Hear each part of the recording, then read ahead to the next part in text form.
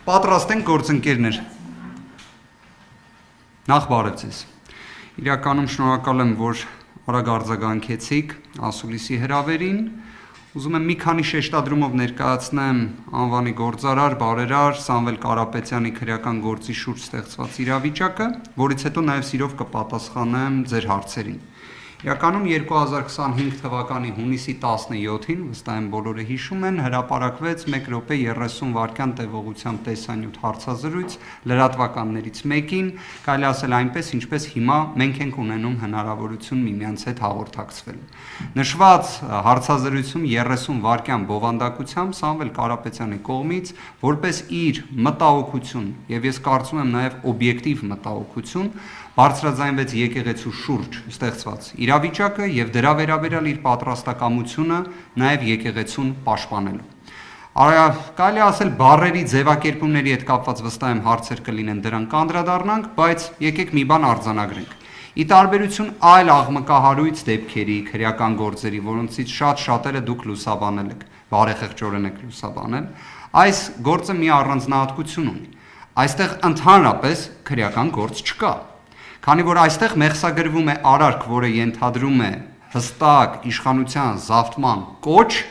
մինչդեռ տվյալ դեպքում ընդհանրապես առկա չէ որևէ կոչ։ Այսինքն քրեական գործ կոչին վերաբերող կոչի բացակայության պայմաններում։ Սա իրավական աբսուրդ է։ Բայց իհարկե աբսուրդը ունի ակունք, որտեղից ձևավորվեց այս իրավական աբսուրդը։ Կարծում եմ կրկին բոլորս շատ լավ հիշում ենք, թե ինչ սկսեց կատարվել 2025 թվականի հունիսի 17-ին։ Մենք տեսանք ինչպես գործադիր իշխանության ղեկավարը Facebook սոցիալական ցանցի միջոցով ներկայացրեց այնպիսի խոստումներ, որոնք այդ թվում ուղղված էին Սամվել Կարապետյանի նկատմամբ հաշվեհարդար տեսնելուն, որը աննախադեպ էր, որը եվրոպական որևէ մի երկրում չենք տեսել։ Մենք գիտենք, որ եվրոպական երկրներում էլ սոցիալական ցանցերը բարձրագույն պաշտոն զբաղեցնող անձանց կողմից իրացվում են, բայց որ այնտեղ հնչի խոստում քրեական հետապնդման, հաշվեհարդարի, դա իսկապես աննախադեպ էր։ Եվ դրանով ի դեպ այդ կետից սկսած արդեն մենք ունենք քաղաքական հետապնդման ուղիղ փաստական տվյալը։ Այսինքն Սամվել Կարապետյանի նկատմամբ 2025 թվականի հունիսի 17-ից փաստացի սկիզբ առած այս գործընթացը ճակերտներում, որը վերածվեց քրեական հետապնդման, հանդիսանում է քաղաքական հետապնդում։ Ակնհայտ է, որ այս ամենը ստեղծվեց նաև նրանից ելնելով, որ Սամվել Կարապետյանը արտահայտեց իր վերաբերմունքը մեր եկեղեցու,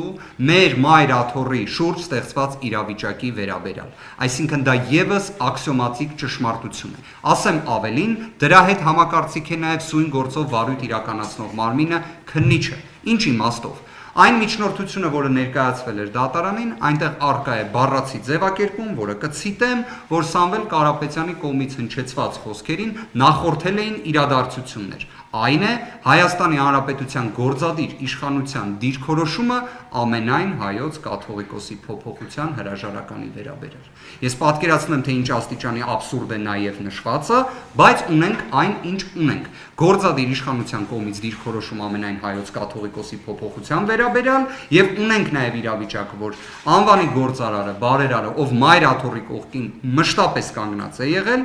հետապնդվում է իր կողմից եկեղեցուն պաշտպանելու հայտարարության համար։ Ես իհարկե ուզում եմ նաև շատ կարճ ընդգծեմ